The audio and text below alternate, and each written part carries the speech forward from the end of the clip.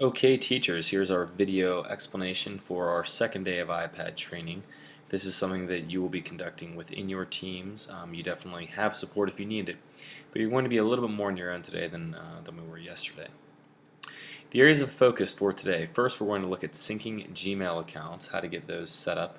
Some of them will be automatically set up, but we're going to talk a little bit about what needs to be done with that. If they aren't, plus it will help you out in case you need to know about what your Gmail account should be set up like on your iPad. Next, a real quick thing on saving battery life, 2 quick ways to do it. Third, the 3 fixes. This is what every teacher needs to know in order to effectively support students who are going through some sort of a technical difficulty. Fourth, home screen buttons. And fifth, calendars and reminders in terms of how we can use those for our homework and / time tracker type of approach to using the iPad. First, syncing the Gmail. This is in the video from yesterday, so if you already saw that, skip past this really quickly here. But just want to tell you a couple things really quickly. First off, using this native mail app that's on the iPad is extremely important because in certain apps, like for instance your camera roll, it will want to send, if you choose to send an email, it will only send directly from this. It does not let you choose your email account. So this app becomes really important. Now, there is something to understand. The students, they actually would have their setup immediately once they get enrolled and logged into the system. It's an Exchange account. I actually needed to check on this a little bit to make sure there aren't any glitches with this. But nonetheless, for us, and when we set it up, and when many of the students set this up as well, you're going to go to choose a Google account, and then you're going to put in your information. The warning that I want to give everybody is that you want to make sure that you don't make the name something that you recognize in terms of being like USC or something along those lines, but instead make it the name that you want other people to see, because this is what will show up when they get an email from you. Nonetheless, put in your email and password, and the description is where I put USC Gmail, just so I know the difference, because I do have multiple accounts that are hooked up here onto my iPad. So that is that. Now, let's talk about extending, I need to fix my wording there, extending battery life. Don't worry, you'll get a much more proofed version of this PowerPoint. A couple different things we want to talk about. Number one, when you look at your iPad, there are a couple different buttons that you have on this. I really should have taken a picture of the other side. But there are 2 buttons. You'll have one that is going to be right around here on the other side. That's the front button. And then up on the top, there's also a top button. The top button is going to make it so that the iPad, I don't want to say it goes to sleep, but it turns the screen off. That is something that can help with the battery life. With this case, when you put this magnet on, that does not necessarily turn the screen off. The screen will stay on. So something you might want to advise the students is to push that top button. Something super simple, but can be effective. Another thing to protect the battery life is to sometimes force quit applications. Now I'm going to talk about force quitting also as it relates to the 3 fixes that we have. But nonetheless, if you double tap on the front button of your iPad, it will bring you to a menu that shows all of these different apps that you have open.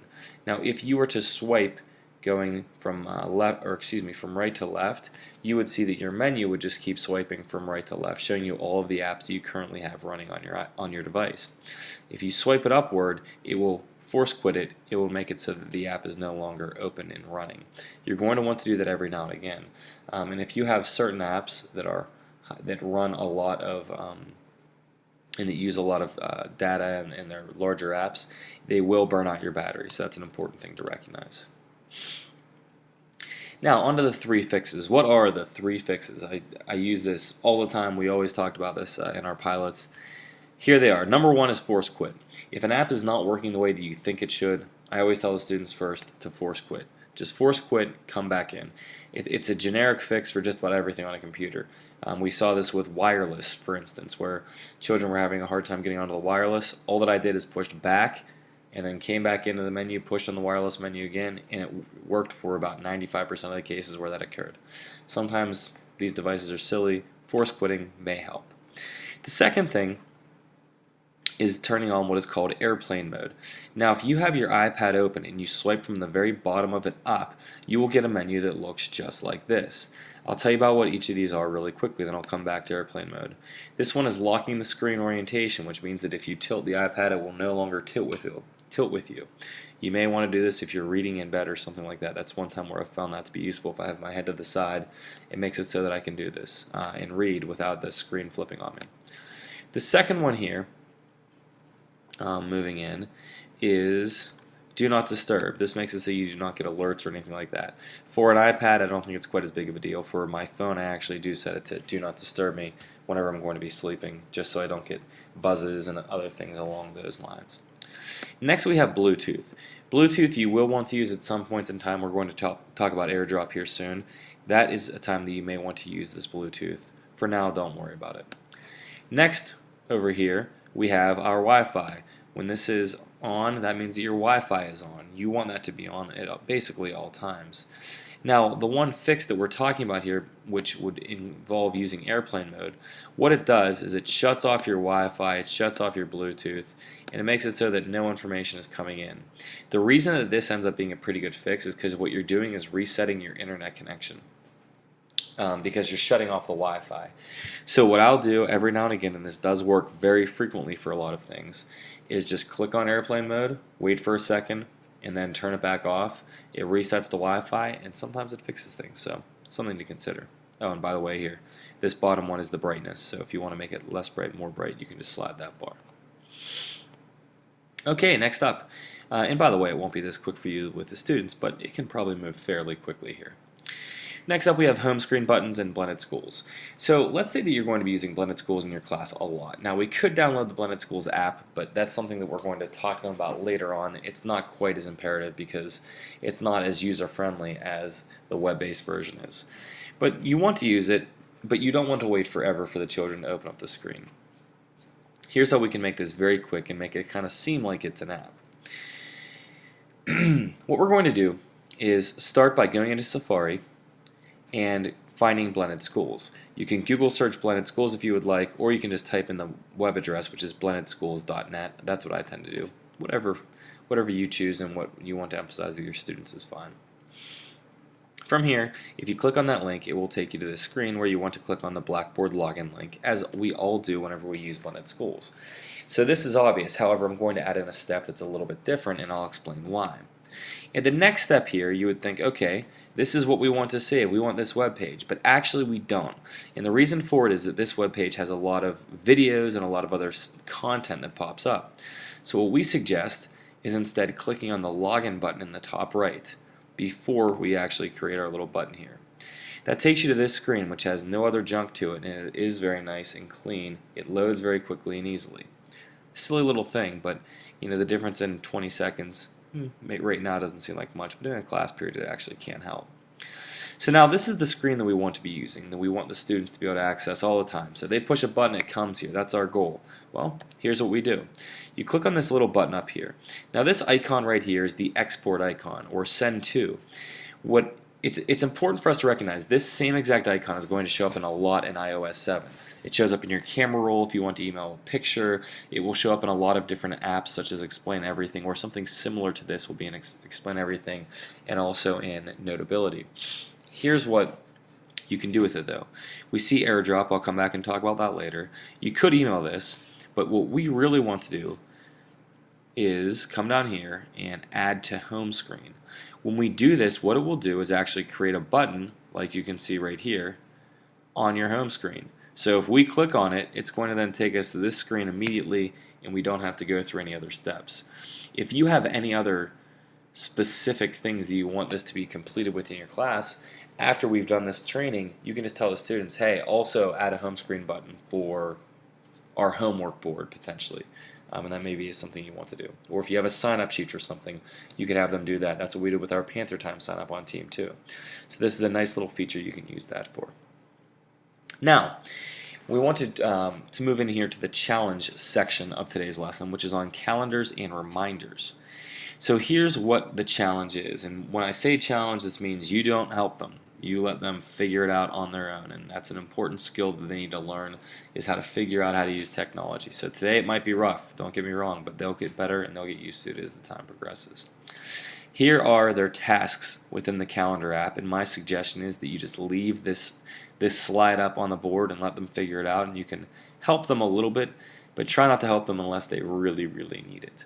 But what they need to do is create an event schedule for the week. And basically that means list all of their non-school events and commitments that they have. So have them go and add this in. I know that's not school related, but it actually is, and you'll see why this is so important. Then, given that they now know what they have as their time that they're not going to have available to them to choose what to do, within the other areas, their free areas, they need to create an event for tonight that is titled homework in a slot they actually could do the work. So let's say they have baseball or whatever, I'm just making up a sport, from 6 to 8. That means if they're going to have to do their homework, it's going to have to be either before or after. So they could say, okay, at 4 o'clock I'm going to do my homework. Then under that note, include all the specific assignments for tonight. I'll show you that on the app really quickly, how to do that. Then create an alert for this event, so when it's going to beep and remind them, hey, you have to go do this. And then when they're done, we want them to drag and drop the event into a different time slot, and I'll reword that on here, to test out how to quickly change times. So you can actually drag and drop very quickly and easily on the iPad too. It's just a little tap and hold to let you do it. And then add in any other relevant dates for the future, such as birthdays or holidays. So that is our challenge here. I'll give you a quick run through if you would like to see how to do all these different things on the iPad, but that should be all that you need. Okay? So stick with us if you want that. If not, I hope this was beneficial to you. Okay, teachers, so how can we use this calendar app? Well, first we need to open up. If you can see it in the top, it is labeled as calendar. So if we click on this, we can now see the schedule that we have available. So this is what I have within my schedule, let's say. What are the children going to do with this? Well, what we want them to do is to create a schedule listing what they have throughout the day, at night, all of those good things, so they can keep track of when they can actually do their homework. That's really one of the main goals. So how do they actually create a new event? Well, let's talk about a couple of things that we need to know about. First, up at the top, we have different modes. You can look at it from a day, from a week, a month, or a year. Okay, the year is not going to be quite as helpful in a lot of these, unless you just want to go back and pick a specific date, let's say, for instance. Okay, month, not going to list potentially as much in terms of detail. Now I do need to make sure that I can get back to where we are here. Week is going to give us a little bit more so. So here's where our week view is, and this is where we really should be typing from. This is probably the easiest way to go about doing that. What are some things that we can do here? Now first, if you just want to pick a slot, like let's say that I want to make something for let's say 8:30 in the morning here. I need to make something, or 8:15, and we'll say students getting iPads, because that's something I actually do have in the morning. So we're going to have that. We can then come down and say, is this an all-day event? That would be like, let's say you're on vacation, you might want to choose that, and you could make that all day, okay? But we're not going to do that. So I'm going to say, okay, this starts now at 8:15. We're going to leave it at 8:15. And it ends, I'm going to move this to 8, we'll say it ends at 8:50. So there you go. Now what I've done is I've created this new event. There we go, so not bad, okay? Now, you can change which calendar you want it to be associated with, so I'm going to change mine. The one that I typically use for this is my meetings calendar. For the students, they probably won't have anything along those lines. Now, I'm going to click on this again, and let's look at edit here. Let's look at what else we could do, because all I did was add in the starting and ending points. There are a couple different things we could do. Number one, we could say repeat. This is if we want it to happen all the time. Like, let's say you had something that was every single Saturday at 8 o'clock. You could just make it repeat every week on Saturday. That's something you definitely could do. Typically, kids are probably not going to have that. Invitees, if you want to add anybody into this. So let's say you want to share this and you're going to have 2 people that are working on this specific thing. That's definitely something you can add in here, and we do that from our computers quite a bit. Alerts. When do you want to be alerted? Well, you can set it for a couple different times. Let's say you're going to be doing your homework. You might say, hey, alert me 5 minutes before. That gives me my 5-minute warning of I need to go and do my actual homework. If it's something like a birthday, you might want to say, email me 1 week before so that I don't forget that this person's birthday is coming up and I need to make sure I do something nice or whatever. So think about whatever makes the most sense in terms of alerts. Now, what is important in what I am suggesting here and what we're suggesting here is using this note section creatively for a way that we can keep track of the homework. And I'll explain why this will work out pretty effectively. So if we say math, and then we could say section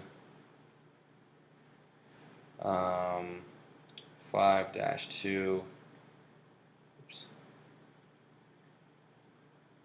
and then we'll say, let's see, numbers 3 through 14 odd. There we go. I have math there. Then I could put in ELA, I'm just going to give something quick. Read chapter 1. So I could do this, and then what's going to happen here is you don't really see that all in that message. You can see the notes if you click on it. However, when I get alerted, this will pop up and it will give me access to my notes to see exactly what needs to be done. This is a pretty nice feature that we can have here. And here's the other bonus to doing this. These accounts, if they are set up, and this is done through the Google account or the Gmail account, which is our USC Students account for the students, this will also sync to whatever other devices they want it to sync to. So it could sync to their computers, it could sync to their phones or their personal iPads, whatever it is that they have. And this is a way that we can really help them to keep track of their time very effectively. So that's the quick little run through of how we can use the calendar app to do all of these different things. I hope that that was helpful to you.